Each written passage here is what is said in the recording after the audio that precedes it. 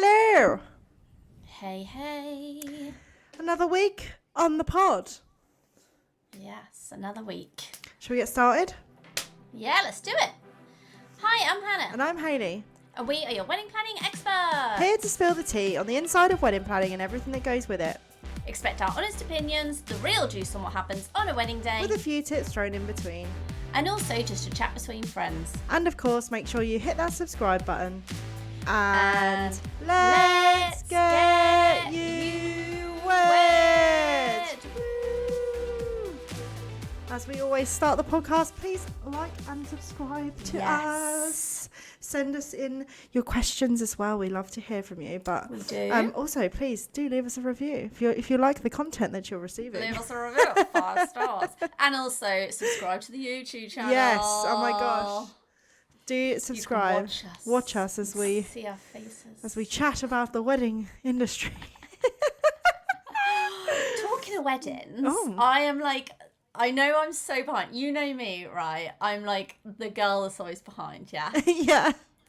And I'm finally in my Summer I Turn Pretty era. Oh, I've never watched it. Oh is it worth it? Is it worth it? Yeah. I love it. I mean, it's very like teen rom-com. Oh. If that's your vibe. Oh, but you like those books, don't you? That are like that. Are they teen? Yes. Yeah. So I read the books. I read all 3 books in like a week. Oh. I know. And then now I'm watching it. I felt like you had watched it. Oh, if you think I'd like it, I will watch it. Oh, yeah. Damn. So she's currently playing. It just made me laugh because I was watching. I was eating my lunch earlier, and I was watching it, and she's gone to. Obviously, they're only like 21, so they haven't got any. Although in the books when they get married, they're like 18, 19, but. In the series, she's 21. Anyway, she's like going around to like vendors to get like quotes and stuff. But obviously, she's doing it old school. She's like going into a cake shop, going into a florist to get prices. Yeah, and who does that? She's trying to do the whole. I know, right? No one does. And she like goes into the florist and she's like, oh, I think it's the cake shop. No, it's the cake shop. And she's like, oh, me and my boyfriend get my blah, blah, blah, blah. And then she's saying about the cake that she wants, and the cake maker's like, oh, it's going to cost you $750. And she's like, sorry, I don't know why I said that. I meant event. It's a party. And then how much would that cost? Like, she's trying to do the whole. Oh my gosh. It's not a wedding. Also, can I just say, $750 isn't that much for a cake? Well, I thought that, especially in America. Yeah. I was like, that's cheap, mate. Not a bad price. Not a bad price. Yeah. And then the cake maker's literally like $750. Like, it's the same price. And I'm like, yes. Like, let's teach the people. It doesn't matter if it's a wedding or it's an event. It's the same freaking price. But then when she went to the florist, she was trying to like, so I'm planning this event. Oh my gosh. Shame on her. It just made me laugh. It's just like every day, isn't it? To be honest. Oh yeah. Oh so how have you been? This is actually like the first time we've caught up in not in a while. Like considering we chat every week, don't we? But sadly, I was unwell and we had to reschedule. She was unwell, but normally we like talk on WhatsApp whatever in between, but we haven't really, have we? I literally it's been manic. Well, I did think that would be the case because it's just been Valentine's, so I thought, well, I'll catch up with you today. So how have you been? No, I'm good. It's been mad. It was a very busy weekend, and I feel like it was one of those things where I took on all this work, and then when it came to doing it, I was like, Cree for Tim. I'm not gonna lie, but I didn't know that would happen. Yeah, it's always the same. You were like, I'm gonna take on some freelance, and I'm doing all these deliveries. I will never learn. I was like, no. I'm the same, mate. But so in the end, I didn't freelance because I was so busy with my own stuff. I didn't do that anymore, which is what you want. So I was fine. Yeah. And then so I've had loads of meetings as well, like for weddings coming up. So I've been trying to like slot those in, but I feel like I'm getting loads for next year now. Come in. Nice. This last week. I've had like a bit of an increase in followers online. I don't know if I've been posting a bit more because I've been trying to do that. But I had this. I think I said to you guys anyway. I was doing a wedding, and I had Valentine's and a Valentine's workshop. So funeral, it all went really well. Everyone was really pleased. So as well as it can go. Yeah, I had to make a lightning bolt out of flowers for this wedding. Funeral, sorry. Well, like sorry. What, like a Harry Potter lightning bolt? No, so so Ziggy Stardust. David Bowie. Yes. With he has the lightning bolt. Yeah. I know what you're I had to make that out of flowers. So it literally was like you buy like this massive piece of Oasis and then you cut the shape out and then you use the flowers and then it was a lot of spray painting. Nice. But yeah, they were. Sounds fun. Yeah, it was stinky. I was like getting high off the fumes. So I messaged you Thursday, like, I'm really sorry I'm not well because I'm high. No, I'm joking. Yeah. But yeah, She didn't mention I that, literally lost my voice. I was so ill and it didn't help things. But it all went well. And then I had a wedding on Saturday. So it was just a delivery of bridal flowers and bridal party. So it was quite a lot. It was 9 bridesmaids, 15 buttonholes, which is quite a lot of buttonholes. Obviously bridal bouquet and corsages. 9 bridesmaids, yeah. Wow. But that's huge. That is a lot of bridesmaids. But it was quite simplified. So they'd gone for like the calla lilies, the really open roses with like long ribbons. And it was like red roses, white calla lilies. And then I had to spray paint back black foliage and do like a loop of foliage on the buttonhole. So it was quite I don't know what style they were going for, but I imagine it was like black tie kind of thing. But I was lucky for them on Saturday because the weather was lovely. It's like the first bit of sunshine we've had for 10 years. Literally. But yeah, feels so like it. mad. What colour were their bridesmaids in? Do you know? I think they were in black. Yeah, and they had nice. red roses and black ribbon. What venue was it at? So the venue I don't know. It was just I delivered to the house, which was local to me. Yeah, so I just did like bridal party. Yeah, they didn't have any. Well, they may have had other things for decor, but I think they were going quite low. It was quite, from what I gathered, it's quite low key, and they've gone all in with the budget with the bridesmaids. Yeah. Realised how much nine of them. After they've asked them all to be bridesmaids, and then they've basically gone like. Do you know what? Because that's a bit like because if they're going black tie vibes, it kind of needs to match the wedding, and if they're not having like flowers and stuff at the wedding, don't really match. But I don't know, I suppose it depends what they actually do. Something like that, you'd want to keep it very simple, like just have like a few roses in bud vases or something. You know, like the cylinder bud vases, like you'd go like 3 heads or something, and just very pared back. And you'd go really mediocre. It just sounds like they didn't go mediocre on the bouquets. Well, anyway, that was that. More drama actually. I've been meaning to talk about this for a few weeks now. Yeah. So basically, massive story. Yeah. My friend had her 40th birthday party. Yes. And it was amazing. It was in like this, I think I said it was like in a village hall, but it looked like a church inside. It was very gothic and it was like proper, she did it like glam, like, nice. Like, yeah, it was really cool. And she hired somebody to come and do a bar. So, you know, like when you hire a bar company and they come and they bring it all, and he'd like promised to do cocktails and she'd paid him and whatever. So I'm setting up the flowers in the day and he's meant to be turning up. I think everyone was arriving from 7. He was meant to be there at 3:30. 4 o'clock, she gets a message from him that he has been robbed. The van has been robbed with his bar equipment and all the alcohol in the back. So like while he's driving there, or is he like pulled over to go for a yeah, at this point we don't know. He's just 4 o'clock. Yeah, if you arrive, he should be on the way, right? Yeah. You're on the road. So she's like, oh my god, try ringing him, can't get hold of him, right? Okay. She says, well, just let me know when you've sorted it or whatever. He said, I'm trying to sort it out. I'll get back to you. How are you sorting that out? Yeah, exactly. Like running after him. Like, time's getting on. I need my bar. Yeah, literally. Time's now getting on and she doesn't hear anything and he's basically just ignoring her. So she's like... And what time are the guests arriving? 7, did you say? Yeah. Right, okay. So she was like, shit. So another friend of ours then has gone and bought... Like, she had to go and get booze from Tesco.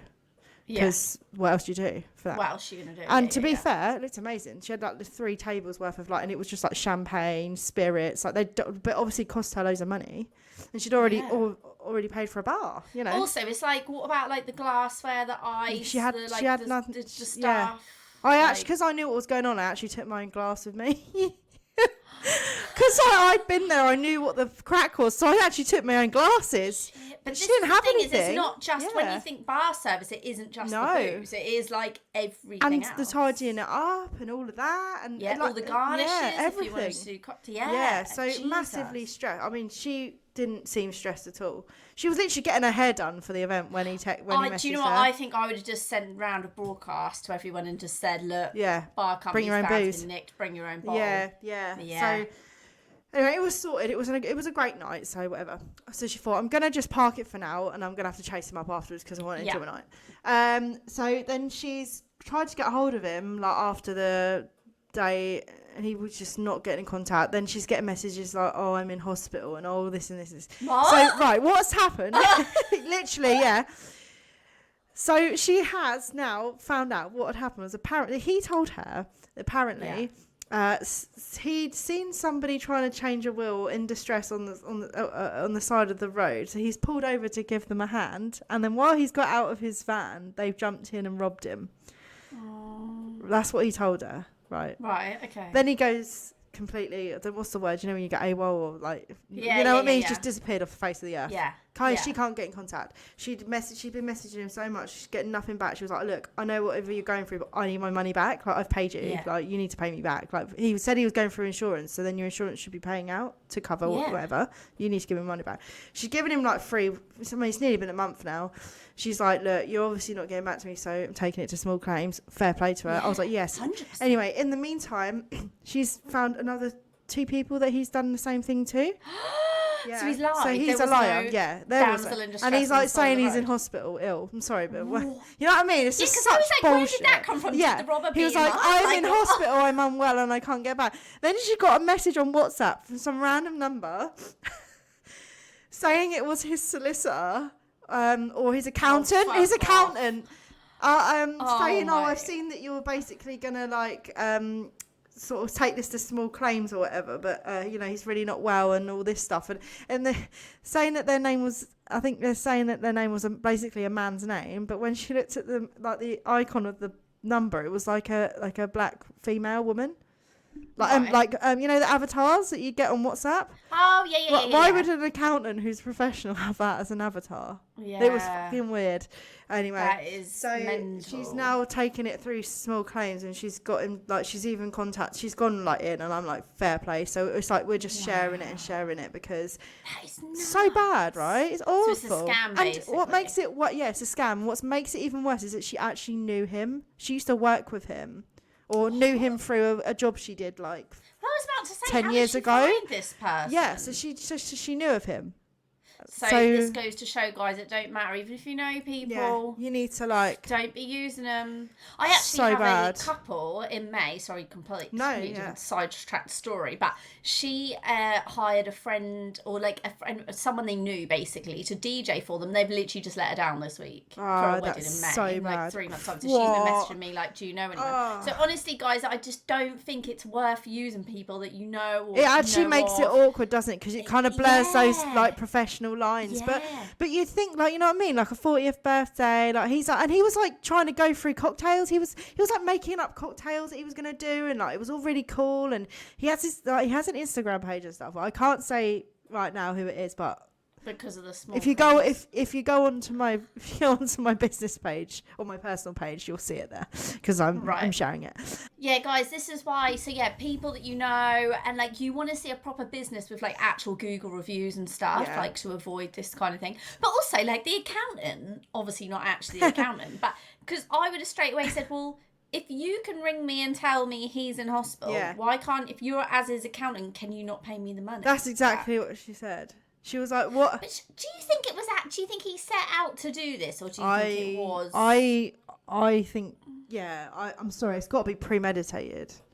Do you think? Either that, or the guy's like dodgy, and he's just got the money. He's like got no money or whatever, and he's taken her money, used it, and then not been able to follow through with it or something. But the fact like, he's done it before. Got in trouble with money. I think he's just dodgy, right?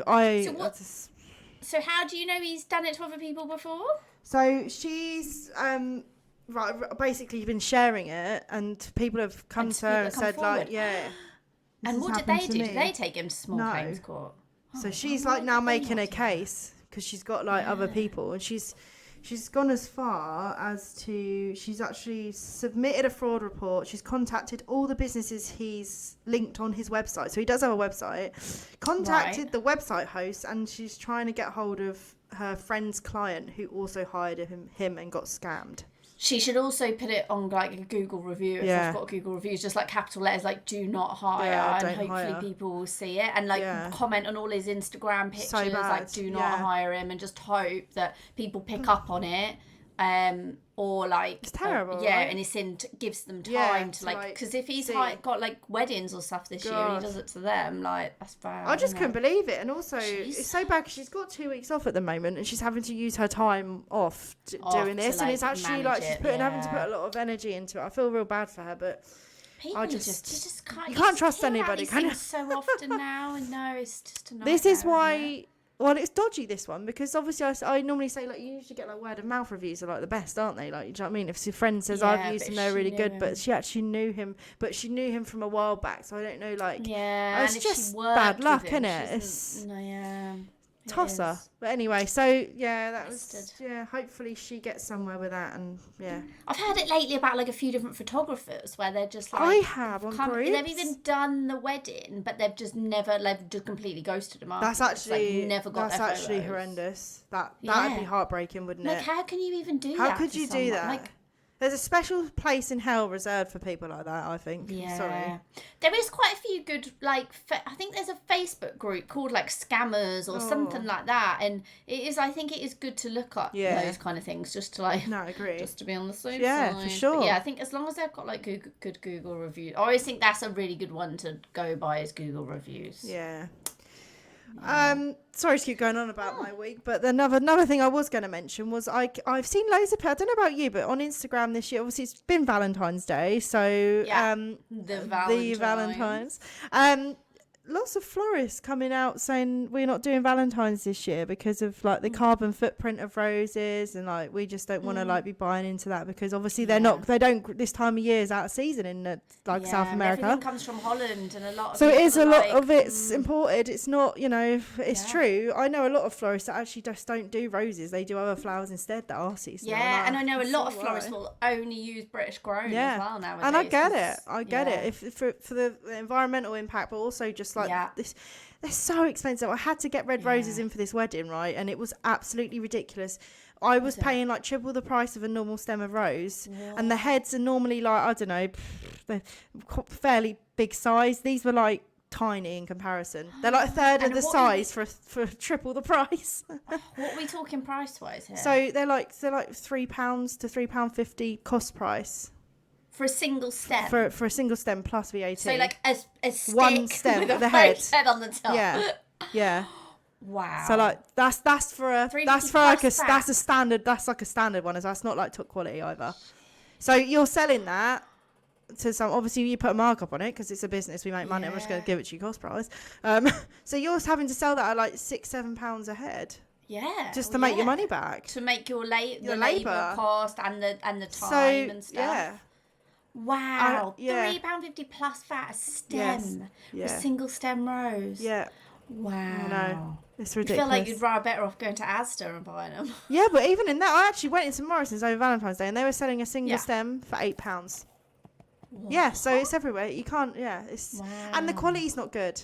It's unfortunately because they're not in the best season. They're being grown artificially. It's a bad time of year, really, isn't it? So, like, why are we doing roses on Valentine's in the UK? So I actually did some really nice bouquets of other, like mixed bouquets this year, which was fine. I was going to say, what would you recommend if people are sitting here like, I'm getting married Valentine's spring flowers. 2026, 2027. Yeah. Avoid roses, guys. Red roses though. Red. Just avoid it. Is there any other red flowers that you would recommend this time of year? Like tulips are really, really good. They're in season. You've got ranunculus. They look amazing this time of year. They come in a really nice red.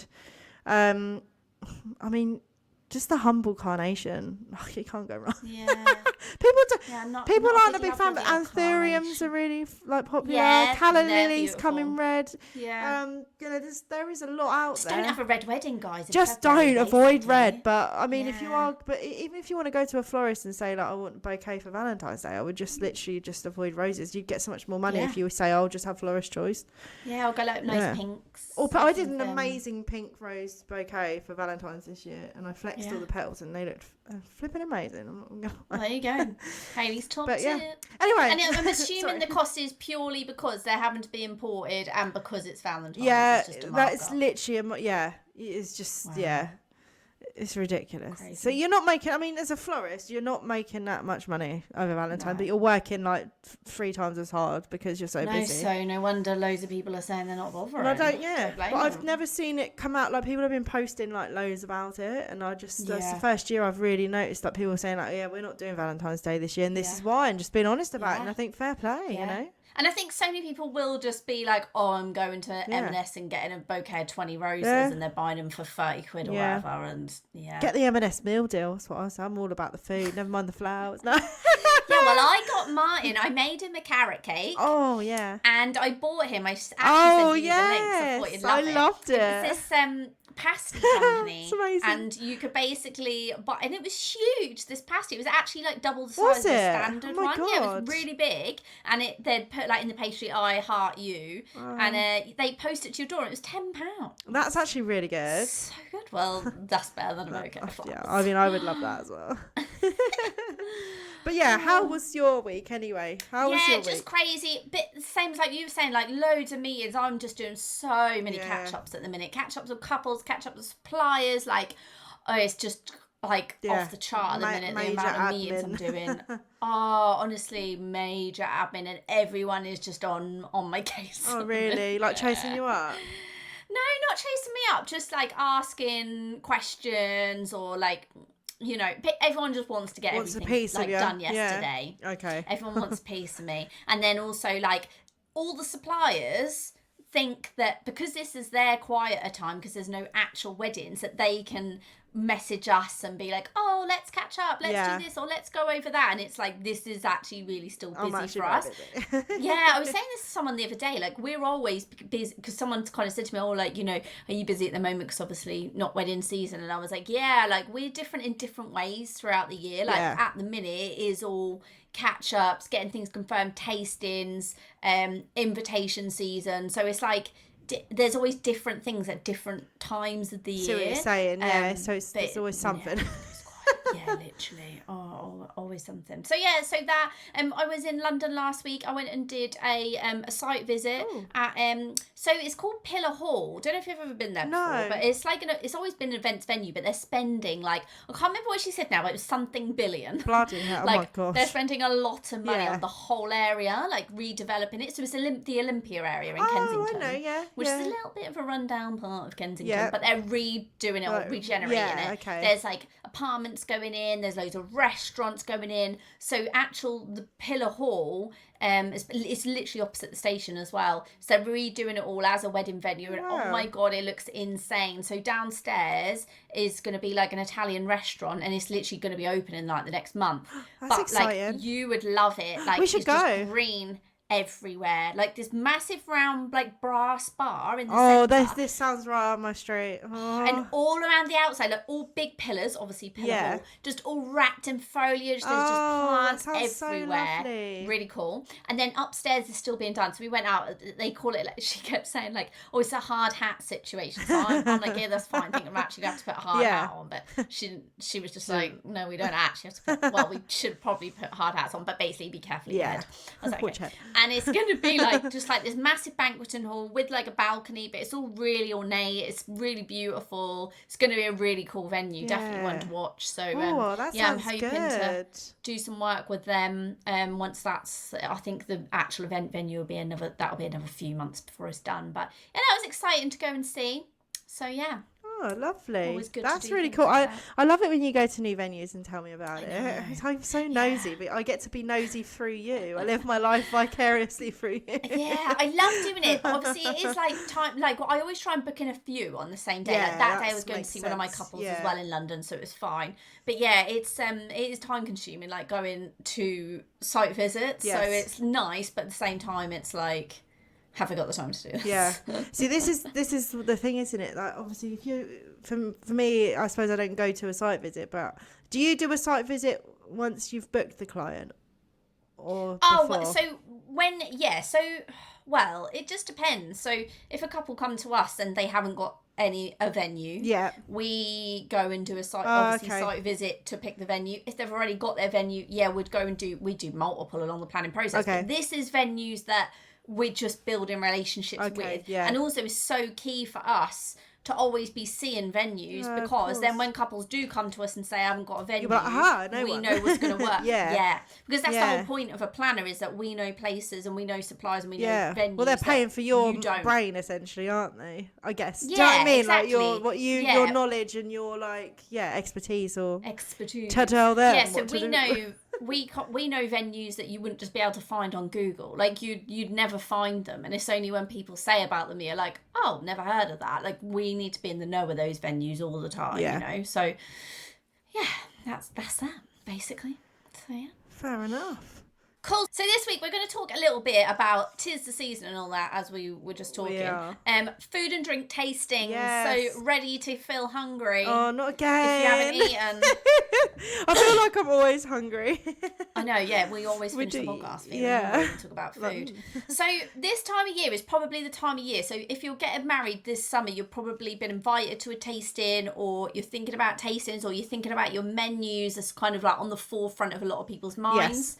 So we tend to say that you need to be doing your tasting 4 to 6 months before. Now, this depends, right? So if you're going with a caterer and you're doing a choice menu, you need to be getting your invites out 4 to 6 months before. So you're going to want to know your menu in advance. So you'd probably be more kind of 8 months before that you'd be doing your tasting. Because you've got to choose that menu sounds like before ages, you send but the I invites suppose out. it's not, is it really? But not really, no, because you think 8 months before you do your tasting, pick what your menu is, and then you'd be getting your invites ready to send out, so you would need to do it sooner. Yeah. I mean, in the UK, that's not so much of a thing. Like, you tend to just do set menu, or you're doing sharing or something like that. So 9 times out of 10, you're going to be doing it 4 to 6 months before. Yeah. So you don't need it to be on your invites, basically.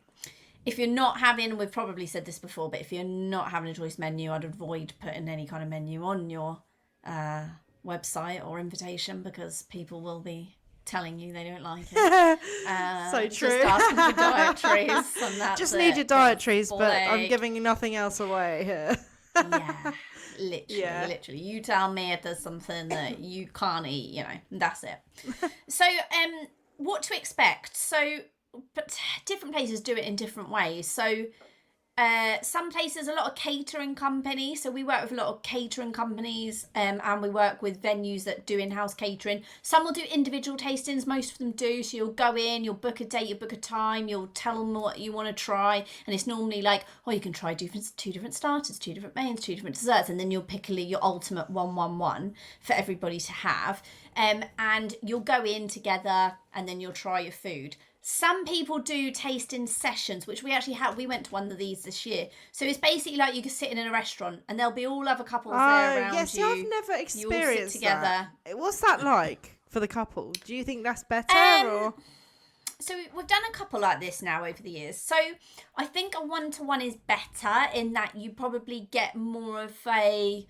I think it depends. If you've got a planner with you, it probably doesn't matter so much, because we're going to be there asking the questions anyway. But I think if you're on your own, doing a joint tasting session, it just depends. I mean, the venue that we went to recently, they were walking around and they were, asking questions or whatever, and they were about, but it's not the same as doing it one-to-one, because they are like completely just with you to ask you questions. Do you know what I mean? Whereas I wonder if in these sessions you look around and you see a lot of couples just, chatting, eating like they're out on a date.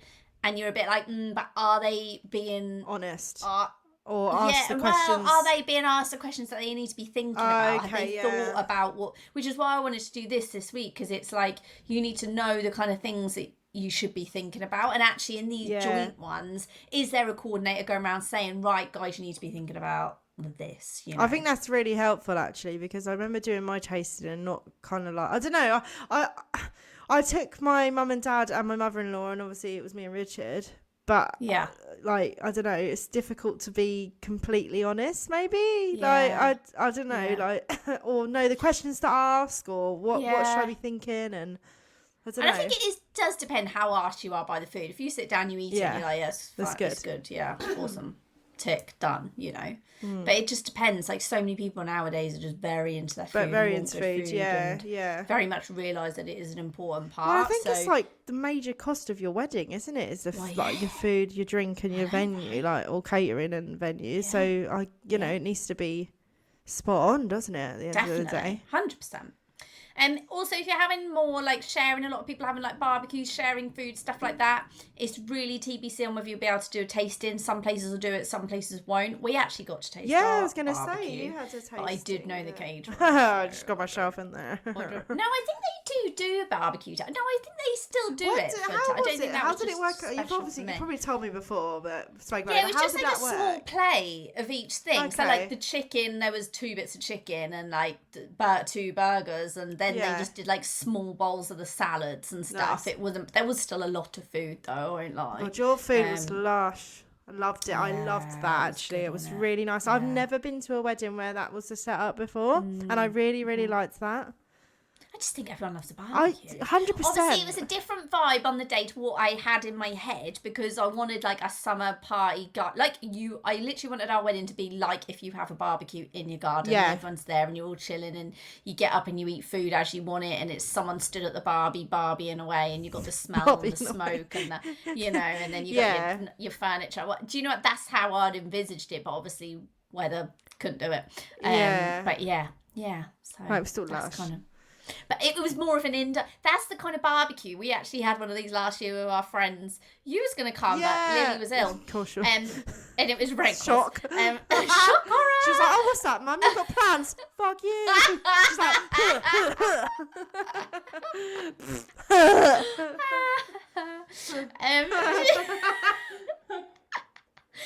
So Martin had to barbecue outside with an umbrella over his head, and then we just had a table inside and we just put it all down the centre of the table. So it's a similar kind of vibe actually to the wedding. Jokes. So just chat to your caterer or whoever, like, but you want to kind of be trying something. You don't want it to just be like you going in just raw dogging it. Just trying it on the wedding day, you know. Sometimes suck it and see.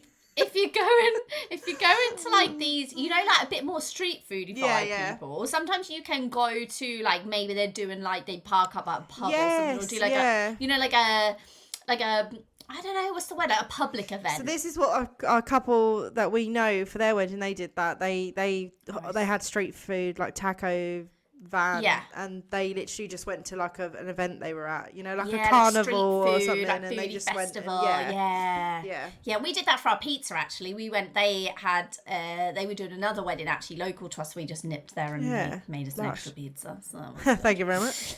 Not that sorry, cut that bit. So that's kind of like what to expect, when these should happen. I've already kind of covered that. So 4 to 6 months before, really, unless you're doing choice menu. What to do when you get there. So like I was saying, a lot of the time I'll sit at a tasting, especially for one of these joint ones, and you're looking around and you're like, they're not taking any information down. And when I used to work in catering, quite often when you did a tasting and then you'd go, so you'd give them your starters, you'd leave them to it, then you'd come back and you'd be like, okay, so what's the feedback and what did you like? And then they'll be like, oh yeah, I didn't really think about it. Just gobbled it down. just got literally gobbled it, just eat it like you would when you're out. So it's so important to like take a notebook, take your laptop or whatever. It's very rare I see people do this. And first up, I always say to mark things out of like 5 or 10 and each do it. And honestly, it sounds like ridiculous, but like say you're trying like 10 different canapes to pick 5. It's a real help, because at the end, if you're like, which ones are we actually going for? You can then just look along and be like, well, the average, say you do Haley score out of 5 and you score it a 4, and then Richards and he scores it a 3, well, you've got a 7 out of 10 then. Do you know what I mean? You can then double it, and then you're like, okay, that got an overall 7, so that's one of the top ones, you know? Yeah. And it's also really key to write down things that, you know, so say you've got your starter and they've served it with like, I don't know, a ciabatta. Right, say it's a pate with a ciabatta on the side, and you're like, not enough bread with it, or too crispy, like you want something a bit softer, like a roll. Sourdough hurt my gums. I'm not even joking. That is a frequent comment. Is it? Yeah, but It's so true. Can I just say, I highly recommend Jason's sourdoughs. Oh, I love a bit of sourdough. I don't mind Jason's. Girl, it doesn't hurt your mouth too bad. Aldi now doing exactly the same version. UPF free it is. Of course they are. Of course they are. Just writing down all your notes and making sure you do that, because you will forget things by the end. Definitely. And also realising that you can switch things up. So if you're trying like a beef and a chicken and one comes with dough and one comes with mash, but you prefer the dough oh my God, I love just dough ask to swap things about, you know? Like, or maybe it's got a carrot there. I mean, you're not a massive fan of carrots. Like, ask for a different kind of veg, you know? But also make sure that before you're going to your tasting, when they send you a menu to say this is what you need to choose from, pick it. You know, add notes on there like, we don't like carrots, or we don't like eggs. I guess it's don't be afraid to speak your mind and say what you really want, like, and actually ask questions. Perfect. And like, it's meant the whole, like, I guess what you're saying is the whole idea of it is so that you're happy with it. So you need to be don't be afraid to come forward and say what you want to change or whatever. One thing as well that I think is a real key thing to be asking is things like, how is this affect? So you're cooking 2 beef right now. How does that change if you're cooking 100 of these? Because I did have a situation at a wedding last year where they went for their tasting and then they said on the day it was, I don't know. I can't comment. I wasn't at the tasting. It was on the day management. But they said the jus was the gravy was very different on the day to what it was. Okay, yeah. Before. Do you think because they've done it in higher quantity or something? I think sometimes that can happen. And again, I've done tastings where they've done like rib of lamb is always one that can be a little bit dodgy, like when you then get because also what you've got to remember is meat is meat. It's a natural product, so like you could try lamb as definitely one, like you can try that at your tasting. It'd be really nice cut of lamb, but then on the day the what they've got from the butchers is a lot more fattier, and there's like, what can you do? That sheep was just a fat sheep. You know.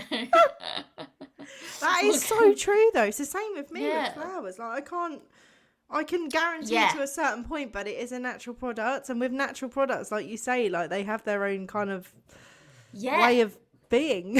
It's on the day. It's like showing you a picture of something you've done in flour and been, I want it exactly the same. You can't exactly guarantee that. I can make it as close as possible, but it's not definite. So those are the kind of things that you should be doing at your tasting, things that you should be thinking about, but really remembering that this is exactly like what Hayley said. You are there for a reason. You aren't there to just eat out. And even things like, if you think like a sauce is slightly too salty, or like, you know, something, or a bit too thin, you'd like it a bit thicker. Like, I know it's really hard sometimes because you think, oh my God, I don't want to sound like one of those, but a caterer will generally rather know that rather than it comes back on the day or something. Yeah, definitely. Tableware is a really good one to look at your tasting. Again, speak to your caterer in advance. What do they have there? A lot of caterers, when you rock up, will have like show tables set out. So they'll be like, you know, these come from this place, and we can get you these charger plates, and we can get you this cutlery. But some won't, especially your smaller caterers. So ask them in advance which suppliers they work with. So if I work with like private chefs, for example, or any caterer, to be honest, one of my first things I ask when we start working with them is or even before we even hire them, is what suppliers do you work with? They'll tell me, because the thing is if they're hiring all their equipment and like ovens and stuff, it's easier to get everything from the same place because you save your delivery and collection fees. Yeah, definitely. So if I can then find out what kind of glass collections and stuff they've got, great. And then I'll say to the caterer before the tasting, you know that supplier that you get all your stuff from, can you hire in for the day this glassware collection or whatever, or these napkins or whatever, so when the couple come they can actually see it on the tables. That's really important. Yeah, that's a really good point. And I guess in terms of like for flowers, you could even get your florist to do you like a mock of your, like, if you want to know how your table's gonna look in total. You could like take something with you, like especially if it's like something like a footed bowl, or you know, like not like a huge arrangement. I mean, or even just your picture, like your proposal, like if you've got your like bring it with you. Have it all on an iPad. Have it all prepared. Yeah, good idea. But definitely tableware linen is really important to be able to see at your tasting, especially if you're like quite fussy about, not fussy, but like, you know, you want like the nice green patterned linen and then you want the white plates, but then you want to see how your food looks then against the grain of the tableware. Like if you're that in depth with it, then you need to make sure you've got that in place so you can see. Definitely. How to make decisions. So I've just said about the scoring basis. I think it can be hard if you're both like, oh, one of you likes this, one of you likes that. So there might be compromises that come into it. But yeah, if you can do it on a scoring basis, it's the easiest way to do it. I think it's fair then, isn't it, as well? Yeah, 100%. Yeah, or if it's like, oh, you really want that dessert, so I really want this main course. I don't know, you got to compromise sometimes. But yeah, that's kind of how you tend to make decisions. But also make sure you are taking photos of everything that comes out to you. Like every canapé, every course, take photos, take videos, take notes. And when you get home, don't feel like you've got to make a decision there and then. Go home, sleep properly on it. think about it together. Yeah. And look back through it. So that kind of also moves on to who should attend. My personal opinion is don't take anyone other than the couple. Okay. Unless you've got a specific parent that's really good with wine or really good with food and you're not that arsed or you don't really know that much, take them. But other than that, it's just too many opinions. I've seen it time and time again where the parents are like, oh no, well, your auntie won't eat that and blah, blah won't eat that. And it's just too many opinions going on. So we took my mum and dad and my mother-in-law, I think I said, but my mum and dad, I wanted to come because they go out for dinner a lot and they're very into their food and they know what they like, and our tastes are very similar to theirs, and I wanted them to actually be involved in that. So that was like my choice. And my mother but at the same time, I'm not like a massive foodie where I was like massive, you know, I just like food, and we wanted my mother-in-law to come as well, so she was also involved because she used to be a chef actually, so nice. But that makes sense, right? Because you've got an actual reason. A lot of people are just thinking, oh, this is a family trip so we were like both our parents were into food, and actually we trust their judgment, so but otherwise you've got a reason. Otherwise. Also, did you get charged? Yeah, we did. It's so expensive to bring extra people to. Normally you got a tasting for 2. So we had to, I mean, to be fair, we paid £25 a head for. What? Do you think that's cheap?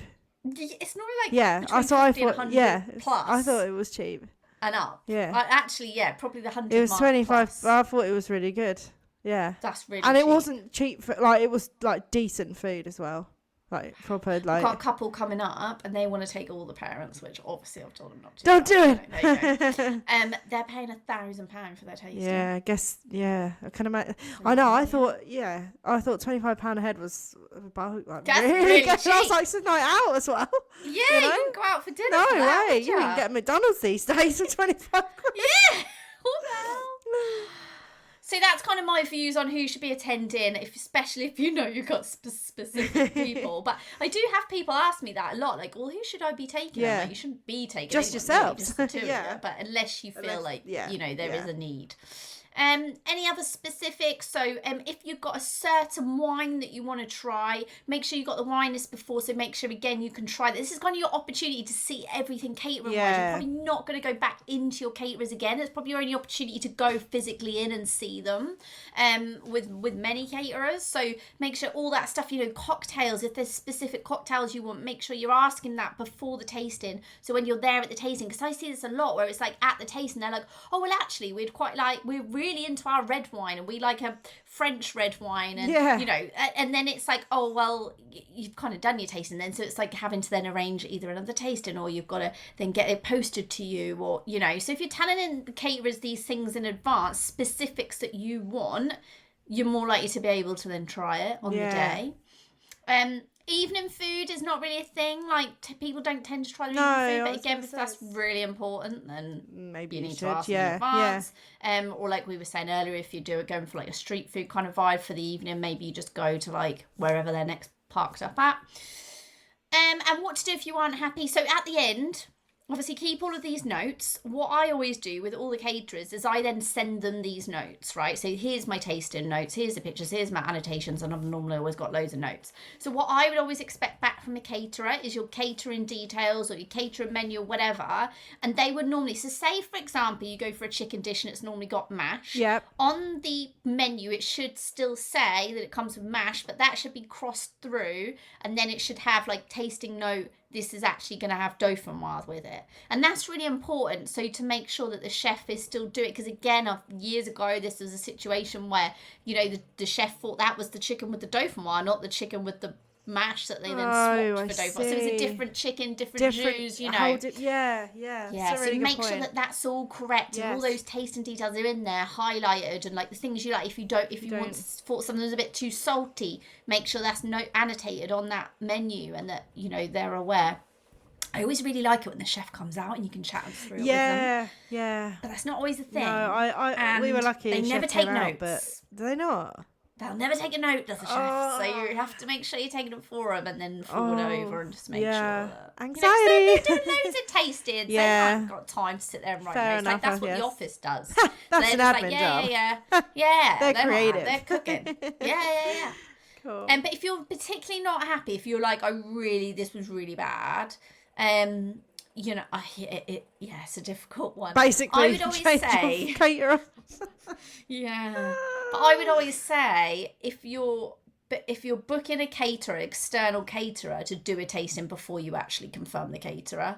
Yeah, so, that's not your actual menu tasting, but just to see what they offer. Yeah. But if you're at a venue where you've picked a venue and they cater, and then you go and you're not happy, you need to be writing down exactly why. You can't just be like, "We're not happy. The food was crap." Yeah, you need to say why it was. Go more in depth, because then they can. Yeah. It's probably easier for them to rectify it. Yeah. But I would also say if you go away really unhappy and there's a lot more negatives than positives, you need to be asking for another tasting. Yeah. Because it could have been a bad day, right? Yeah. Or it could just not be to your taste. That's the thing with food. Like, is it bad food or is it just not to your taste? Not what you like? It's difficult, isn't it? Because I've had that before, and I worked in catering and I loved the food, and then someone would come and be like, "That was really bad," and you're like, you don't really know what to say. I'm like, awkward. I really like it. But it's my favourite. But I eat that every day. So you just need to be really like specific, and hopefully those kind of notes on what you need to be taking note of, what you need to be doing, kind of helps. Yeah, that was so good. I found that. I think that was very good. I loved that, actually. But if there's anything you're not sure of, any questions you've got, write in. You know where we are. Let's get your webpodcast@gmail.com. Write in, let us know. And let us know if there's if you've gone for your tasting recently, have you had issues? We had that one back last year, wasn't there? And there was that whole debacle because she was cooking Indian food and then the chef left. And it happens. You see, it happens. But luckily they'd done their tasting in like a good amount of time in advance, so that could be. That is one thing I would say, right? If you want a particular cuisine, go for the people that are specialised. I do think I actually completely agree. I do feel like, I mean, correct me if I'm wrong, but I feel like caterers should stay in their lane. Stay in your lane. What they're good at. Unless it's like I know a really good British caterer who quite a few of their chefs are Polish. One of their event managers are Polish. So they had a couple recently who want to do like a Polish twist on it. Yeah, so like that makes sense. They know. Yeah. But that's but when it's like when we talk about people that want to do destination weddings, right? It's the same thing. Stay in your lane, because you're not going to do it justice, I don't feel. No, if you're not an expert or you don't like know it that girl last year that was messaging in about the Indian food, and it was like, then because what happened was the chef was Indian, then they swapped the chef and he was British, and then his curry was shy. Well, yeah, surprised, exactly, you know, totally. Yeah, we need to be making sure if you're want a particular vibe, that's what you get. Hope that's helpful anyway. Yeah. Shall we move on to listeners' questions? Indeed. So we've got one here. So how can I deal with having to invite people out of obligation? Oh, well, it's a difficult one. Yeah. Oh, this is hard. Obligation, pity, invites. Yeah. I feel like. Just don't invite 'em. Yeah. I think. Trying to speak from, not from experience, because I didn't, but I... No, but I actually had, there was a couple. Really? Like, you kind of... hope it wasn't me. Imagine. No, but there was a couple of people that, not that I didn't want them there. But you feel you have to because they're, like, related to you, or... Not even that you feel like you had to. It was like, you just feel like that you can't... you just wouldn't second guess inviting them because they are family. Yeah. Do you know what I mean? Yeah, I do. I do know what you mean. Not that you've got to invite them, not that you don't want them there, but the same thing, if they weren't there, I probably wouldn't have done it. But there was no one that I invited that I was like, oh my God, I have to. I really don't want them there. Yes. But maybe there was one. But Savage. Do you know what I mean? Yeah, though? I feel like it's just a thing, like isn't it? There's a lot of discussion over girlfriends and stuff, which we didn't have that situation, because we were like, if I don't know you, haven't met you, you're not family. But why would you want to come to someone's wedding that you don't know? Yeah, people are weird though. Oh my God, I would like literally die, because I'd be like, I don't know anybody here. Like, this is, I just don't want to be here. Like, I know what you mean. But I do feel like every couple is going to come across this, because there'll be people in your family that you just, I'll be honest, you just put them on the list because they're your family, so they just get an like, do you know what I mean? Yeah, it's like, it is hard, isn't it? It's just an like, obligation. Say you love your auntie, but you don't like your uncle. Well, you kind of can't. You're obliged to invite them. Yeah. If you're a bit like, well, to be honest, I probably wouldn't notice if my uncle weren't there, but I would really notice if my auntie wasn't there. Yeah. So, you know. Yeah. But I wouldn't call that an obligation invite. I would call an obligation invite ones where it is like, oh, your mate's other half. Yeah. Like people that you're like, I think you've got to put your foot down. I say it all the time, but you're paying per head for these people, right? Would you pay £150 for your mate's girlfriend you've never met to go out for dinner? But also, I was talking to someone about this the other day, right? It's not even just the dinner. No. It's the chair, the table. Think about how much that's costing you, yeah. Yeah, so say you have 10 people there that are just out of pity invites, right? Yeah. That's an extra flower arrangement. Yeah. That's an extra 10 plates. There's an extra 10 sets of cutlery. There's an extra, like, there's a lot of things that go. There's an extra 10 drinks packages. Like, the more people you've got, the more of everything. You could be really controversial and be like, yeah, okay, I will invite them, but they have to pay 150 No, you can't do that. You cannot do that. That would be excellent clout online though, because you would definitely get TikTok views for that shit. One thing that I think is very good, right, and I did this but I didn't do it to get the guest number down, it was legit true, is you can say, like, because of our guest because of the venue, like capacity capacity. So I could only have 50 people. Yeah, and it was full in there. Yeah, it was lovely. So I could only have 50 people. Yeah. But you could say, like, say there's a room that can do 100. You could say, like, oh, you know, people don't need to know 20 what the capacity is. But you can say something on your invites, like, you know, like an FAQ on a wedding website, or on your invite, say, you know, an FAQ of, can I bring plus ones? And you can, you know, I always have this for my couples, and I'll always write, like, it is just the guest that's been invited, that is invited due to the venue capacity. Something along those lines, like blame venue capacity all day long. Because I know with my wedding, a couple of my, like, cousins asked if they could bring, like, their boyfriends to the day. They were invited to the evening, not the day, but, like, and okay, fair. Don't care in the evening. No, I was like, well, fair enough. You may have been together a couple of years, like, that's for you. But I've only met them actually, like, a couple of times, and also, like, it's costing me, like, that's going to cost me an extra, like, 300 quid. So, like, you know, sorry, no. Yeah, I think that's actually a very good answer, actually, to that question. Well, how do you deal with it? Invite them to the evening. Yeah. Is always a good one. Yeah. Blame venue capacities, you know, cost of things. Like, I also just think, don't mention it. So just invite, like, say I was just inviting you, not Richard. I never do that. I love Savage. Richard. But say I was, like, one of your friends, I'd never met Richard before, right? I would just do the invite to Hayley, and then, are you really, like, say I got an invite to a wedding now and it was just to Hannah, I know people do this, but I could never go to my friend and be like, is Martin not invited? Like, I just wouldn't do that. Cringe. I just, it literally makes me feel I'd rather turn up completely alone. But I know people do. So I think the way you deal with it is you just go in with your invite to the person that is invited. If they then are that cringe that they message you to ask if their other half's invited, just reply with the capacity thing or the cost thing or something. It's like, they're invited to the evening.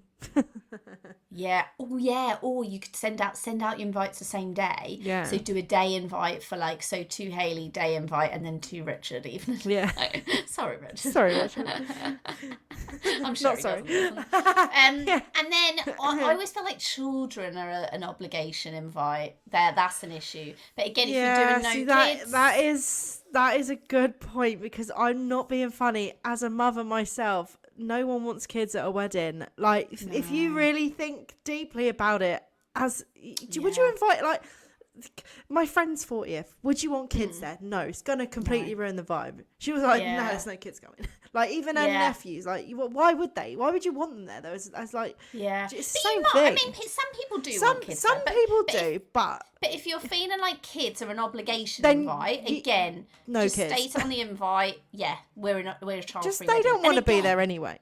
No, nobody came and queried that to us. No, why would you? It's rude. I feel like because they know they get the wrath of Hannah. The wrath. We just put in our invites as a child-free wedding, but nobody said to us like. No one said to us either. Why can my kid not come? No one said that to us either. Even though I knew there would be some people thinking that, and I thought they're totally slagging you off behind your back. but who cares? It's not to your face, is it? Yeah. So they are going to be probably saying behind your back, "Oh, they didn't invite my other half," and what? But like they didn't send it to you. Yeah. So I would say obligation invite. Go through your guest list right now to whoever wrote this in. Highlight all your obligation invites and then just follow that. Like just be like to Jane, not Tarzan and Jane. Sorry, but we've reached capacity and you can come to No, I just think don't mention it. I honestly think just send the invite. Yeah. To Tarzan, not with Jane. And then if Tarzan wants to message you and say, is Jane coming? Then say... hon, you're invited to the evening. Sorry, babes, but capacity. Yeah. Cost. Don't like...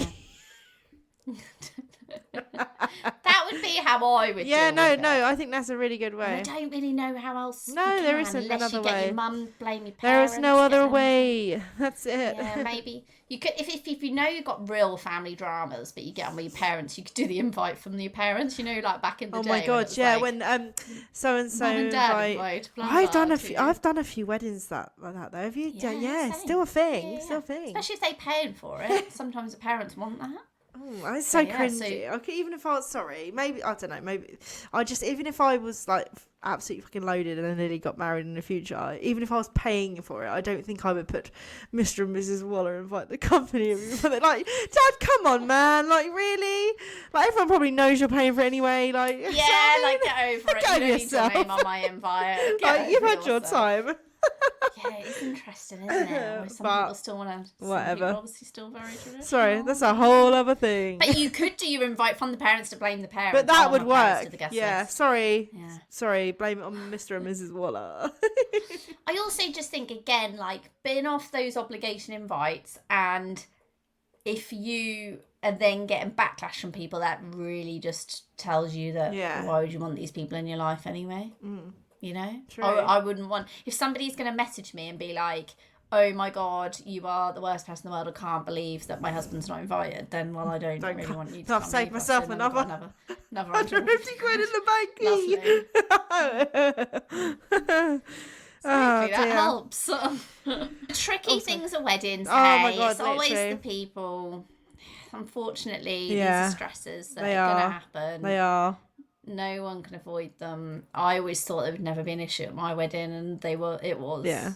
So, try your best, but you try your best. Yeah. Weddings make people go a bit strange. Yes, they do. Yes, they really do. Yeah. Which actually, you need to watch Samurai Temple because there's a whole drama there about family and wedding. So you need to watch it so when we can talk about what we think. Amazing. Yeah. Cool. Yeah. Well, thanks guys for listening. Next week is our This or That episode. It is. So we are going to be doing traditional wedding shoes or alternative ones. So, and we want to know what you would have rather than. And when I say traditional, what you know, like it could be like a traditional black for a man, the black men's, you know, like the shiny shoe. What would you call that shoe? A loafer, something. Loafer. And or like a you know an ivory court shoe or heel. You know what I mean? That's what I'm talking about. And what's the alternative? Them things we talked about the other week. The Vans, the tennis shoes, Converse. I actually had a groom last year. I think we spoke a bit about this with the groom that got the really bad blisters. And they were what I would say that I can't think what they'd be called, but they were like textile shoes. They were like patterned, like blue. Like Toms. Do you remember those? Canvassy kind of. Yeah, canvas shoes. Espadrille. Yeah, that kind of. Yes, espadrilles. That's what they were. Yeah. So yeah, something like that. Okay, yeah. So that's what I would be saying if I said alternative shoe. Okay, fine. That and then traditional. You're going to go traditional, or are you going to go a bit different? And we want to know what it's you've colours. chosen. Yes, Are you going to go black or white, or are you going to go for like I have my elope now, bright pink? Yeah, and I want to know why as well. So why you've decided. That is my thing. So, but yeah, you know where you can find us, guys. We are online. It's at Let's Get You Wed Podcast. We are also on YouTube. If you're watching us right now, it's a big hello. Make sure you like and subscribe. It's Let's Get You Wed Podcast, and email us your listeners' questions. We love to hear from you. It's letsgetyouwedpodcast@gmail.com. And sign up to the YouTube channel. Yes. Subscribe. Let's Get You Wed. Let's Get You Wed. And we'll see you next week. See you next week, guys. Bye. Bye.